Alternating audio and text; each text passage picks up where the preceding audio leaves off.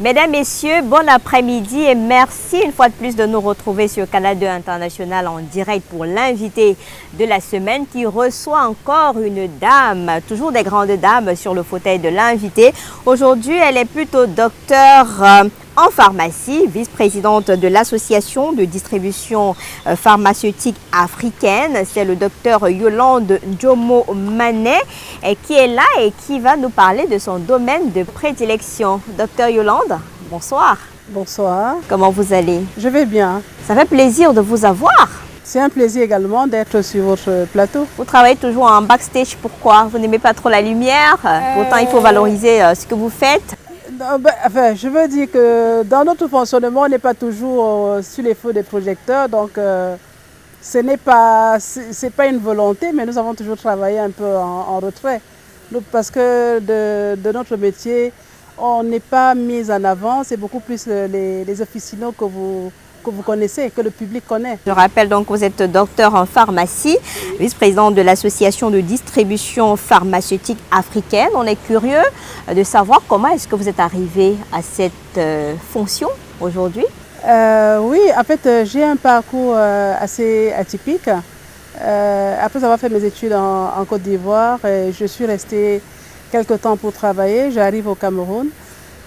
C'est la distribution que j'ai toujours fait. Et alors, une fois que j'ai eu mon agrément de grossiste répartiteur, ensuite j'ai été présidente de l'AGPC, Association de grossistes pharmaceutiques du Cameroun. Et c'est de là que j'ai été cooptée pour être membre de l'ADPA. Et comment est-ce que vous décidez de vous intéresser plutôt à la distribution pharmaceutique? Alors, pourquoi je m'intéresse à la distribution pharmaceutique? Je veux dire que, étant de l'Ouest, c'est peut-être la fibre que j'ai toujours eue en moi. Une fois mes études finies, j'ai monté une structure de distribution de cosmétiques. Donc, et quand je suis rentrée au Cameroun, j'ai voulu faire dans le médicament, donc ça valait de soi que que j'ai un agrément de grossiste répartiteur au niveau du Cameroun. Et aujourd'hui, on est fiers de vous avoir donc comme vice-présidente de cette association de distribution pharmaceutique africaine. D'ailleurs, vous préparez un sommet international dans la ville de Douala. Ce sera du 21 au 23 octobre, ici même dans la ville de Douala, axé sur la distribution pharmaceutique, disponibilité et amélioration de l'accès aux médicaments de qualité pour les populations africaines. Pourquoi est-ce que vous avez décidé aujourd'hui de faire un sommet international sur cette distribution pharmaceutique? Alors, depuis 3 ans déjà, nous tenons une assemblée thématique dans les différentes régions. En 2022, il y a eu cette assemblée au niveau de Dakar. Ensuite, c'était au Rwanda. Et cette année, c'est le Cameroun qui a été choisi. Donc, comme je suis la vice-présidente de la région centre, donc c'est normal que le Cameroun reçoive l'assemblée thématique de l'ADPA où différentes problématiques vont être débattues pendant cette assemblée. Et pourquoi donc cette thématique sur l'amélioration de l'accès aux médicaments de qualité pour les populations africaines? Pourquoi avoir choisi cette thématique? Quel est le constat et l'état des lieux que vous avez fait? L'état des lieux est le suivant, c'est-à-dire au niveau de l'Afrique subsaharienne, nous avons très peu d'usines et la disponibilité des médicaments est une véritable problématique. Donc c'est une préoccupation pour déjà l'ADPA afin que tout individu, parce qu'on ne va pas seulement parler des grandes villes, que tout individu dans les villages puisse avoir accès aux médicaments. Donc dans les zones reculées, souvent les gens n'ont pas de médicaments. Donc c'est une véritable préoccupation pour nous qui sommes au niveau de l'ADPA et même déjà pour le gouvernement camerounais. Mais vous qui êtes sur le terrain, c'est quoi le problème? Pourquoi les gens n'arrivent pas à avoir des médicaments et surtout des médicaments de qualité? Alors, on n'a pas de médicaments, vous savez, nous n'avons pas suffisamment d'infrastructures routières. Et de deux, étant donné que pour 30 millions d'habitants, par exemple, nous avons à peine 3 usines de fabrication de médicaments. Donc, vous voyez, tout ce qui est disponible sur le Cameroun est importé. Et le circuit d'approvisionnement des médicaments, entre la passation d'une commande et la réception des produits, vous mettez 2 mois à 3 mois. Donc, forcément, les stocks ne sont pas approvisionnés toujours à temps. Donc, ça fait qu'il y a des ruptures des médicaments. Est-ce que vous savez qu'il y a un problème aujourd'hui dans notre société sur la qualité même des médicaments? Parce qu'on a vu des campagnes au niveau du ministère de la Santé bagarrer sur les faux médicaments dans la rue, vendus n'importe comment. Est-ce qu'à votre niveau, vous en parlez? Est-ce que vous faites le même diagnostic? Ça, c'est une de nos missions. La lutte contre les médicaments falsifiés et les médicaments sous standard. Parce qu'effectivement, le problème de disponibilité, quand les médicaments ne sont pas tout le temps disponibles, nous avons des fabricants véreux qui essayent d'infiltrer des médicaments falsifiés, des médicaments sous standard. Et c'est vraiment notre schéma de bataille au niveau de la DPA, même au niveau du Cameroun également. Parce que sur les marchés, les gens profitent de l'ignorance des populations pour infiltrer des médicaments au niveau des populations. Mais qu'est-ce que vous faites, vous? Parce que nous, on a seulement vu le ministère faire, mais vous, à votre niveau, vous qui travaillez dans le circuit de la distribution des pharmacies, on n'a pas vu un communiqué, une descente sur le terrain, des sensibilisations. Comment est-ce que vous travaillez? Nous sensibilisons déjà les populations pour leur dire qu'il faut, quand vous avez besoin de médicaments, il faut aller dans les officines. Parce qu'il faut aller dans les officines pour prendre les médicaments ou dans les hôpitaux. Mais lorsque les gens vont hors des circuits conventionnels, forcément, ils sont confrontés aux médicaments sous standard et falsifiés. Mais comment se passe le circuit de distribution? Parce on voit seulement les produits dans les pharmacies. On ne sait pas qui y a derrière toute une chaîne. Vous qui êtes dans la chaîne, comment ça se passe? Alors ça, c'est la chaîne d'approvisionnement. Et effectivement, pour qu'un médicament se retrouve en officine, on a besoin d'avoir des logisticiens qui sommes nous, parce que nous sommes des distributeurs, des répartiteurs comme on dit. C'est nous qui faisons la liaison entre le fabricant et l'officine ou la structure hospitalière. Donc nous prenons les médicaments dans les usines et nous approvisionnons les officines et les structures hospitalières. Mais quelles sont les garanties pour la qualité et pour le circuit même? Parce qu'on sait qu'on n'a pas d'infrastructure, on n'est pas suffisamment équipé comme dans d'autres pays étrangers. Et comment se fait la manipulation de ces médicaments-là? Parce qu'on a vu parfois, on a beaucoup accusé la conservation des médicaments, les dates de péremption qu'on retrouve sur le marché, etc. C'est la raison pour laquelle je dis, lorsque les populations ont besoin des médicaments, ils doivent aller dans les officines. Nous, au niveau du circuit d'approvisionnement, avant de pouvoir importer un médicament, on doit déjà se rassurer de savoir si le médicament a une AMM, une autorisation de mise sur le marché dans le pays, ou alors une dérogation à titre exceptionnel, si ce médicament ne l'a pas. Donc, un médicament, il faut respecter les bonnes pratiques de distribution et ensuite approvisionner les pharmacies qui savent comment stocker les médicaments. Parce qu'un médicament peut être bon au départ, mais s'il n'est pas stocké dans les conditions optimales, il va être altéré. Quelles sont les conditions de stockage? Alors, il faut stocker les médicaments à température en dessous de 25 degrés dans nos entrepôts. Et il faut avoir des appareils pour pouvoir faire pour pouvoir faire la préparation des commandes et la délivrance pour les officines. La préparation des commandes et puis les livraisons.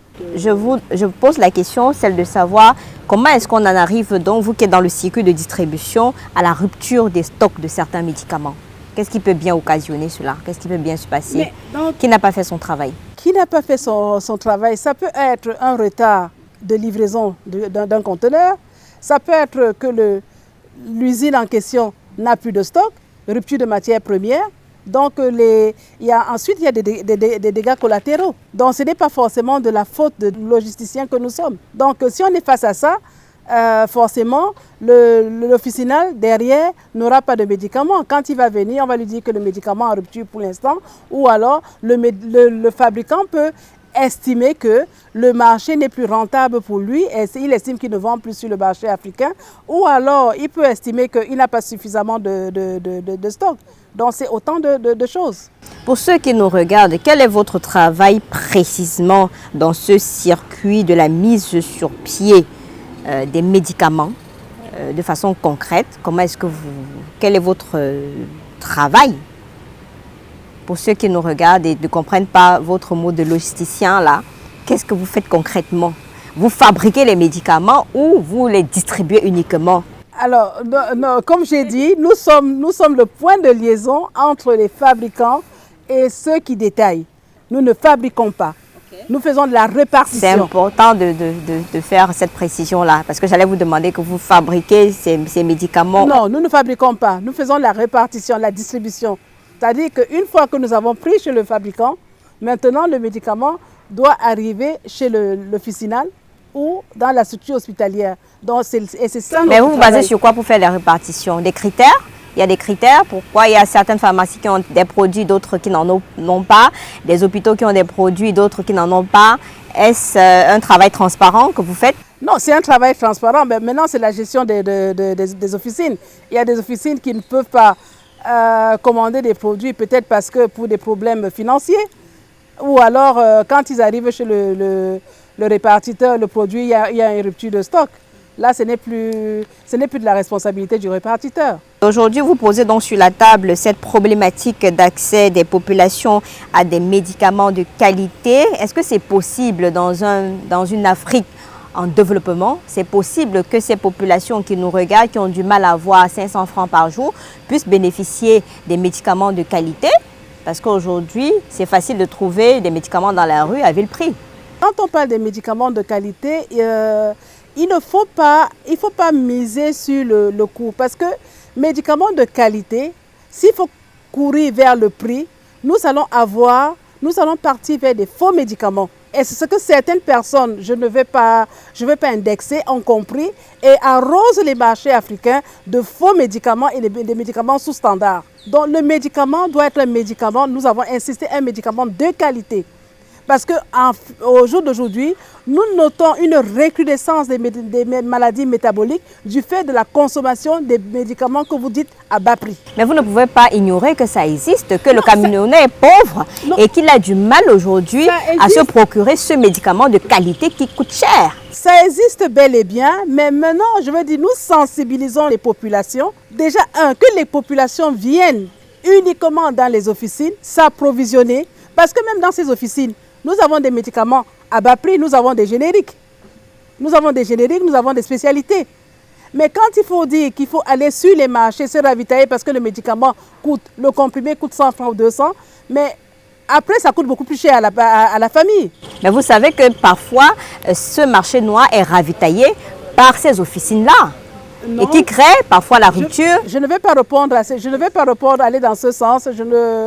Je ne m'inscris pas. Le produit est acheté chez le répartiteur et ensuite il est vendu en officine. Est-ce qu'il y a des solutions aujourd'hui véritablement pour que tout le monde puisse avoir accès à ces médicaments-là? Qu'à votre niveau, que vous en recevez de bonne qualité et que ça soit disponible partout, parce que le Cameroun, ce n'est pas Douala, Yaoundé, dans l'arrière-pays, on a un problème d'approvisionnement en médicaments de qualité.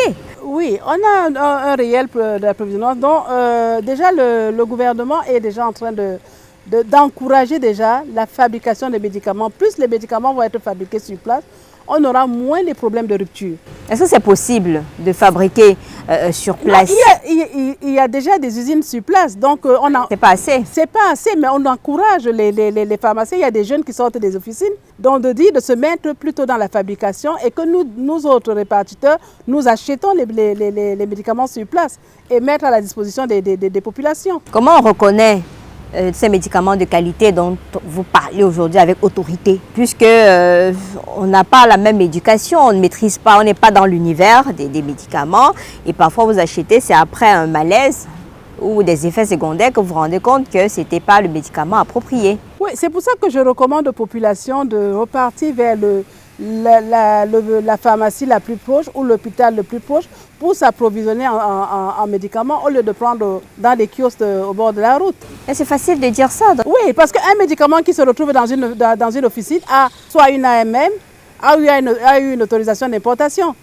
Or, le médicament qui se retrouve en dehors du circuit, là, c'est de la vente illicite. Mais on a vu des médicaments en pharmacie avec toutes des autorisations. Là, après un moment, on vous dit non, il faut retirer ça du marché parce qu'il y a X ou Y problème. Vous avez quand même déjà eu ça. Oui, mais ça veut dire qu'il y a une surveillance. Juste après la vente, il y a une surveillance. Et c'est encore bénéfique pour la population. Le tout, ce n'est pas de vendre le médicament. Si on se rend compte que le médicament pose des problèmes, le laboratoire fait ce qu'on appelle un rappel de l'eau. Ou alors il estime qu'il ce n'est plus fiable à la consommation. Donc ça veut dire qu'il y a une surveillance dans ce cas. Ça devait plutôt rassurer les populations. Et aujourd'hui, vous parlez d'urgence dans le secteur de la distribution pharmaceutique. De quelle urgence parlez-vous? Parce que ça fait partie d'une de vos thématiques, tendance, défis et urgence dans le secteur. Quels sont les défis présents? Alors, les défis présents, au jour d'aujourd'hui, on est face à l'intelligence artificielle. Comment implémenter l'intelligence artificielle dans notre métier? Il faut automatiser les tâches. C'est-à-dire qu'une tâche qui était faite par 10 personnes et qu'aujourd'hui 2 personnes peuvent le faire, soit une seule personne. C'est-à-dire qu'on gagne en temps et on gagne en productivité. Est-ce qu'il y a moyen de réguler dans le secteur en Afrique? Est-ce que c'est possible? Parce qu'on sait que sur la carte, l'Afrique est un peu en rouge concernant les faux médicaments, le circuit noir dans la distribution des produits pharmaceutiques. Est-ce qu'il y a possibilité aujourd'hui de réguler, de mettre tous les acteurs, tous les professionnels ensemble pour pouvoir réguler ce secteur d'activité? Il y a toujours cette possibilité. Donc il faut commencer. Il faut déjà qu'on arrive, on arrive à s'asseoir, qu'on arrive à échanger. Qu'on échange, et là comme ça on gagne en compétences et on voit ce qui se passe à l'extérieur, en dehors de l'Afrique, d'où la naissance de cette association, qu'on puisse se parler et qu'on ait en face de nous des laboratoires pour leur dire, bon voilà, vous devez avoir une ligne de conduite. Et c'est quoi cette ligne de conduite-là? Déjà procurer les médicaments, des médicaments de qualité, sensibiliser les laboratoires sur le fait que, parce qu'avant les gens évoluaient individuellement, mais au jour d'aujourd'hui, que nous avons réussi à nous fédérer à travers l'Afrique. Donc c'est un début. Docteur Yolande Ndjomo-Marie, merci d'avoir accepté notre invitation. Ça va jusqu'ici? Ça va. D'accord, beaucoup de courage. Mesdames, Messieurs, j'espère que vous serez au Crystal Palace de Douala pour écouter ce qui se passe avec les médicaments et même ceux qui font dans le marché noir. Il faut souvent, parfois c'est faute d'information, hein. Il faut aller vous inspirer de ce qui va être dit là-bas. Il y aura des professionnels de la santé. Il y aura également le ministre de la Santé publique, Manaouda Malachi, qui sera là pour donner son onction et parler de l'accompagnement de l'État dans ce circuit de distribution des produits pharmaceutiques au Cameroun. Merci d'être venu sur le plateau. Mesdames, Messieurs, rendez-vous la semaine prochaine, samedi encore, à partir de 12 h, avec une autre thématique et un autre invité. Bonsoir.